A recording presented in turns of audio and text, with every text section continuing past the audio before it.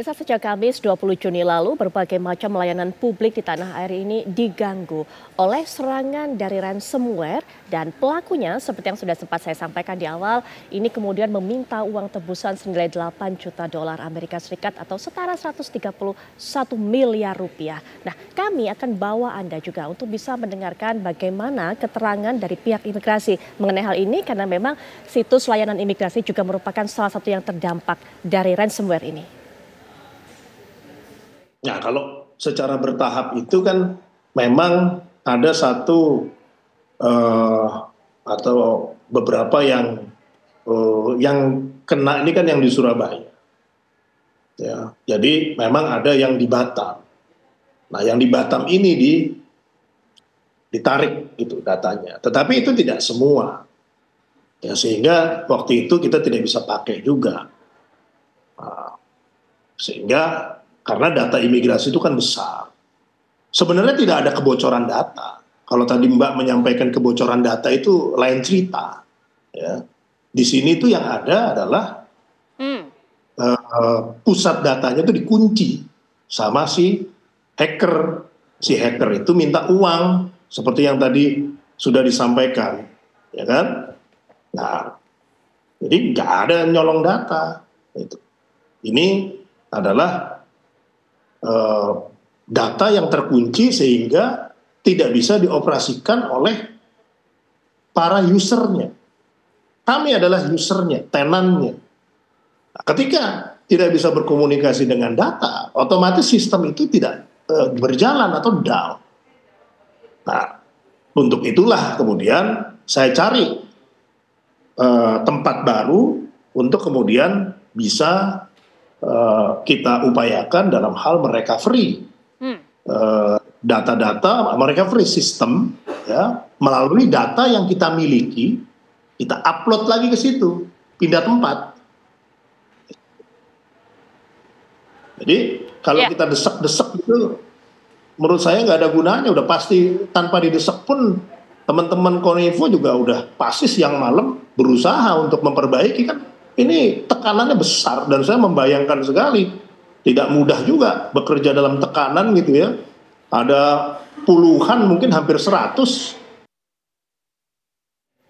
Kita sudah mendengarkan keterangan dari Pak Silmi Karim yang menjelaskan apa dampak, apa yang dialami oleh layanan imigrasi setelah adanya serangan dari ransomware ini. Ini sebenarnya bagaimana kemudian cara para hacker ini menyerang. Dan bahkan keterangannya disampaikan juga oleh pihak BSSN bahwa ini merupakan versi yang tercanggih, versi yang terbaru dari ransomware. Nanti para narasumber juga akan memberikan keterangan mengenai hal ini, termasuk yang sudah hadir di samping saya, pakar digital forensik yang akan menjelaskan secara tuntas secara dalam sebenarnya serangan apa yang saat ini melanda pusat data nasional dan apa dampaknya bagi masyarakat umum seperti kita ini. Sudah hadir di samping saya Mas Pratama Persada. Selamat malam, Mas Pratama. Baik, dan juga secara daring sudah bergabung dengan kita merupakan juru bicara Badan Cyber dan Sandi Negara, Bapak Ariandi Putra. Selamat malam, Pak Ariandi. Selamat malam, Mbak Putri.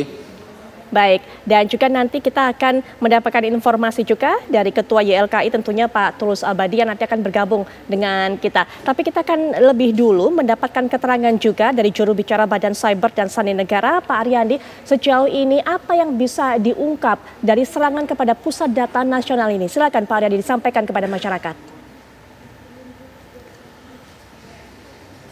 Ya, terima kasih Mbak Putri. Jadi ada beberapa hal sebenarnya yang menjadi tindak lanjut dari kami di Badan Siber dan Sandi Negara untuk menyampaikan informasi kepada publik. Pertama adalah bahwa kami menyatakan gangguan pusat data nasional sementara yang terjadi di Surabaya itu adalah serangan siber yang sifatnya dalam bentuk ransomware.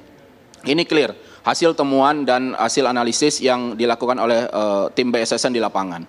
Yang kedua, perlu kami sampaikan juga bahwa serangan ransomware ini adalah ransomware jenis Brandshipper yang terbaru yang dari lanjutan dari Lockbit 3.0. Sehingga kami menganggap bahwa ini menjadi sebuah informasi ataupun jenis serangan baru dalam bentuk ransomware yang juga nanti menjadi lesson learned paling penting yang akan bicarakan bersama dengan teman-teman Kominfo, Polri, dan entitas-entitas lainnya. Nah, dua hal ini yang menjadi poin paling penting dari tindak lanjut hasil investigasi di lapangan, asistensi yang dibantu oleh tim BSSN terhadap kasus insiden ransomware di Pusat Data Nasional Sementara yang ada di Surabaya. Baik, Pak Ariandi, sejak Kamis lalu hingga saat ini sudah menyerang apa saja ransomware ini, bagaimana dampaknya, kemudian juga termasuk situs pemerintah mana saja yang terdampak, dan upaya pemulihannya hingga saat ini sudah sejauh mana? Ya, kalau kita berbicara apa saja yang diserang, tentu ransomware dia menyandi data. Jadi datanya tidak bisa diakses sama sekali. Kalau kita ingin berbicara timeline serangannya, kami sudah melihat dari hasil forensik di lapangan, tanggal 20 Juni di pukul 00.54 itu ada instalasi terkait dengan file malicious. Nah, ini 00.54 di tanggal 20 Juni. Beberapa jam sebelum kasus ransomware itu di jam 3 subuh, hampir jam 4 itu terjadi. Nah, setelah itu ada beberapa penghapusan file penting yang kami deteksi, dan beberapa hal ini juga menjadi salah satu titik pijak di mana ransomware itu akhirnya melumpuhkan beberapa sistem yang ada. Nah, tadi jika ada beberapa hal kementerian lembaga yang terdampak, salah satunya imigrasi yang kita tahu bersama, layanan visa dan lain-lain. Namun per hari ini beberapa layanan itu sudah up dan sudah aktif kembali, Mbak.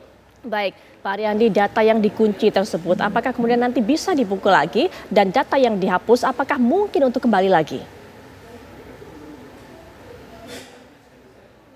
Ya, tentunya hasil forensik sementara ini terus berjalan, sehingga update-nya nanti kami juga akan sampaikan kepada teman-teman Kominfo. Namun beberapa hasil yang sudah kami temui di lapangan sudah kami serahkan. Setelah itu kalau melihat berbagai struktur data, nah ini yang jadi salah satu poin penting. Ransomware ini jenis ransomware baru, ada beberapa evidence atau bukti yang sukses dikunci oleh penyerang, sehingga kami juga mengalami kesulitan untuk melihat beberapa struktur data yang ada. Namun lebih daripada itu, kami ingin melihat tim sedang bekerja untuk memastikan hasil digital forensiknya ini bisa selesai secepat mungkin, sehingga beberapa hal yang mungkin bisa menjadi acuan ataupun update kepada publik bisa segera disampaikan baik oleh BSSN maupun teman-teman Kominfo nanti. Baik, Mas Pratama, ransomware ini merupakan tipe baru yang paling canggih, Lockbit tadi, 3.0 itu apa sebenarnya? Ya, jadi begini, ransomware itu adalah sistem persenjataan untuk melakukan peretasan, malware begitu, yang dia dibuat oleh grup hacker Lockbit sebenarnya. Okay. Nah, Lockbit itu dia punya malware namanya Lockbit 3.0 gitu. Kemudian karena Lockbit 3.0 sudah banyak digunakan untuk melakukan penyerangan, terdeteksi oleh berbagai target gitu. Akhirnya ada antivirus dan anti malware yang bisa menahan, berevolusi lah gitu malware ini, sehingga dia menjadi varian baru. Namanya Brandshipper gitu. Yang ternyata Brandshipper ini tidak bisa dideteksi oleh sensor, oleh antivirus, oleh anti malware, sehingga dia bisa masuk ke dalam sistem server gitu. Sama kayak inilah Mbak, kita COVID kan, awal-awal kita kena COVID, kemudian kita pakai vaksin. COVID yang lama itu nggak apa-apa tuh, nggak akan bisa kena kita lagi tuh. Tapi akhirnya muncul COVID yang baru, yang dia tetap bisa kena orang walaupun udah vaksin. Nah, kayak gitulah sistemnya, mirip gitu. Nah, yang jadi problem adalah ketika malware ini masuk ke dalam suatu sistem komputer, dia sifatnya merusak nih. Jadi semua filenya itu terencrypt. Tadi Mas Jubir bilang disandi. Jadi nggak bisa dibuka gitu. Dan untuk membukanya itu butuh kunci. Nah, kunci inilah yang kadang-kadang diminta tebusannya, makanya disebutnya ransom. Nah, ternyata si peretas ini dia minta 8 juta US dollar tadi kan, yang disampaikan oleh Pak Kepala BSSN gitu. Artinya berapa? 131 miliar gitu. Kalau tidak diberikan kuncinya, ya nggak akan bisa kebuka gitu. Apa yang dilakukan oleh teman-teman dari BSSN tadi sudah cukup bagus gitu, melakukan audit, forensik dan lain-lain begitu. Tapi untuk data-data yang terencrypt itu susah sekali untuk membukanya. Kenapa? Karena si Lockbit ini dia menggunakan level enkripsi yang cukup tinggi. Sehingga untuk membukanya mungkin butuh waktu bisa bulanan, bisa tahunan gitu, bahkan bisa puluhan tahun gitu. Nah, selama tidak bisa dibuka, artinya tidak bisa digunakan sistem tersebut. Nah, kenapa kok imigrasi sudah bisa live lagi, bisa up lagi gitu? Kenapa kok di beberapa Pemda dia bisa live lagi? Sebenarnya itu bukan karena sistem PDN itu sudah terrecovery. Itu karena imigrasi memiliki server di lokalnya mereka, backup di lokalnya mereka gitu, sehingga mereka membuat sistem baru diulang lagi kemudian dijalankan gitu, tidak menggunakan PDN gitu, sehingga dia bisa melivekan sistemnya lagi. Nah, bagaimana dengan kementerian lembaga atau lembaga-lembaga lain yang datanya ikut rusak yang disimpan dalam pusat data nasional gitu?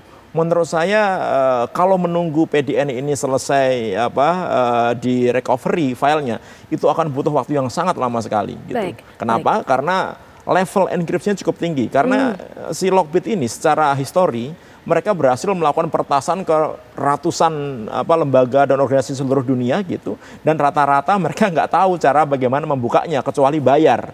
Contohnya misalkan ada salah satu perusahaan di Amerika gitu, perusahaan minyak, dia harus bayar 50 juta US dollar gitu supaya dapat itu. Ya berhasil gitu. Kemudian diberikan, tapi yang jadi masalah adalah tidak semua tebusan ketika diberikan itu diberikan kuncinya. Nah, nanti mungkin Mas, kita tahan sampai di situ terlebih dahulu. Kita akan perdalam setelah jeda, dan kami juga perkenalkan narasumber lainnya sudah bergabung secara daring dengan kita, yaitu Ketua YLKI Pak Tulus Abadi. Assalamualaikum warahmatullahi wabarakatuh. Selamat malam Pak Tulus Abadi. Ya, waalaikumsalam. Selamat malam Mbak. Baik, ya, dan juga sudah bergabung pakar forensik komputer dan security Fakultas Ilmu Komputer Universitas Indonesia, ada Pak Setiadi Yasid, MSc PhD. Selamat malam Pak Setiadi Yasid. Selamat malam Mbak Putri, Pak Pratama, teman lama yang ini, Pak Tulus dan Pak Ariandi. Ya, Pak Yazid. Nanti kita akan dengarkan bagaimana pemaparan para narasumber lainnya, tapi kita jeda sejenak. Apa kabar Indonesia Malam? Akan segera kembali saat lagi.